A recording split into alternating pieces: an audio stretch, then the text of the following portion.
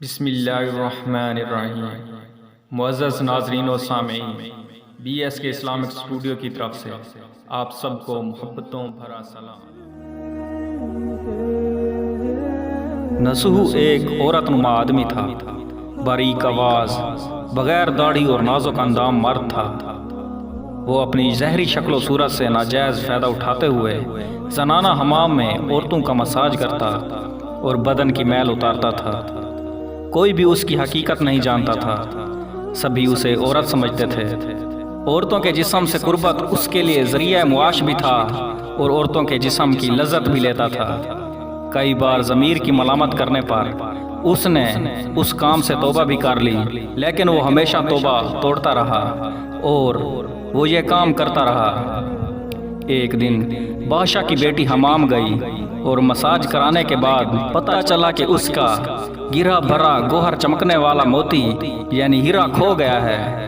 بادشاہ کی بیٹی نے حکم دیا کہ سب کی تلاشی لی جائے۔ سب کی تلاشی لی گئی لیکن ہیرا نہ ملا۔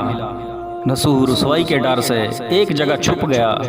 جب اس نے دیکھا کہ شہزادی کی کنیزیں اسے ڈھونڈ رہی ہیں تو سچے دل سے اللہ پاک کو پکارا۔ اللہ پاک کی بارگاہ میں سچے دل سے توبہ کی اور وعدہ کیا کہ آئندہ کبھی بھی یہ کام نہیں کرے گا، اور دعا کی کہ یا اللہ میری عزت اور لاج رکھ لے۔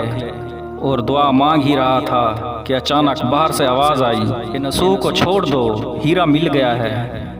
نصوح نم آنکھوں سے رخصت لے کر گھر آ گیا۔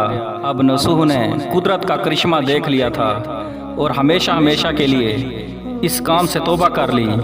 کئی دنوں سے حمام نہ جانے پر ایک دن شہزادی نے بلوایا کہ حمام آ کر میرا مساج کرے، لیکن نصوح نے بہانہ کیا کہ میرے ہاتھ میں درد ہے اور میں مساج نہیں کر سکتا۔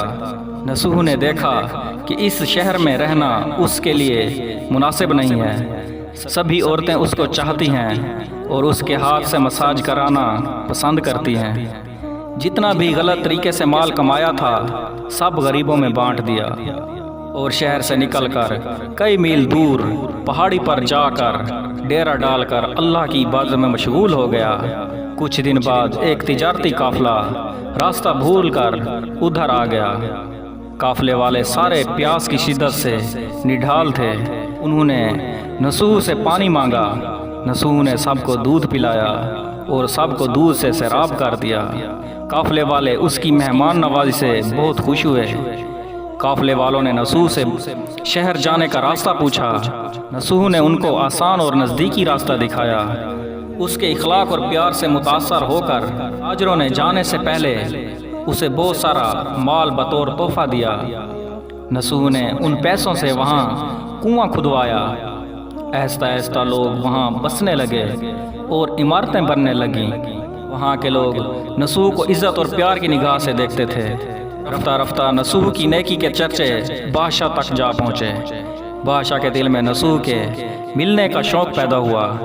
اس نے نصوح کو پیغام بھیجا کہ بادشاہ آپ سے ملنا چاہتے ہیں، مہربانی کر کے دربار تشریف لے آئیں۔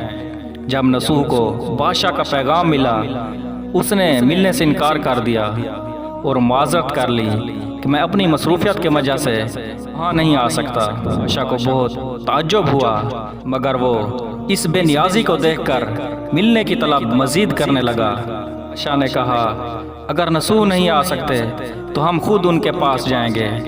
جب بادشاہ نصوح کے علاقے میں داخل ہوا اللہ کی طرف سے ملک الموت کو حکم ہوا کہ بادشاہ کی روح قبض کر لے۔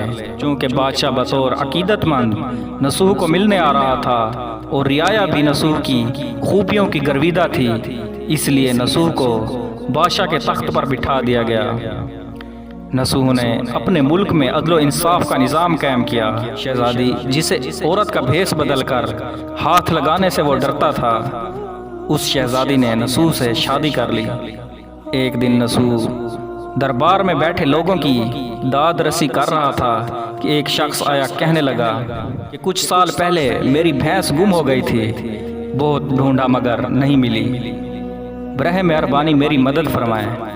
نصوح نے کہا تمہاری بھینس میرے پاس ہے، آج جو کچھ میرے پاس ہے وہ تمہاری بھینس کی وجہ سے ہے۔ نصوح نے حکم دیا کہ اس کے سارے مال اور دولت کا آدھا حصہ بھینس کے مالک کو دے دیا جائے۔ وہ شخص اللہ کے حکم سے کہنے لگا، اے نسوح، جان لو نہ میں انسان ہوں اور نہ وہ جانور بھینس ہے، بلکہ ہم دو فرشتے ہیں، تمہارے امتحان کے لیے آئے تھے۔ یہ سارا مال و دولت تمہارے سچے دل سے توبہ کرنے کا نتیجہ ہے، یہ سب کچھ تمہیں مبارک ہو۔ وہ دونوں فرشتے نظروں سے اوجھل ہو گئے۔ اسی وجہ سے سچے دل سے توبہ کرنے کو توبۃ النصوح کہتے ہیں۔ تاریخ کی کتابوں میں نصوح کو بنی اسرائیل کے ایک بڑے عابد کی حیثیت سے لکھا گیا ہے۔ محترم عزیز دوستو، اس واقعے سے ہمیں سبق ملتا ہے کہ نصوح رزق کمانے کے لیے اللہ کا ناپسندیدہ کام کیا کرتا تھا۔ جب وہ کام اللہ کے خوف کی وجہ سے چھوڑا تو اللہ نے رزق کے اسباب پیدا کیے اور ملک کا بادشاہ بنا دیا۔ حرام طریقے سے لذت حاصل کرنا چھوڑا تو اللہ پاک نے اسے نکاح میں شہزادی عطا کر دی۔ اللہ پاک ہم سب کو اپنے گناہوں سے سچے دل سے توبہ کرنے کی توفیق عطا فرمائے، آمین۔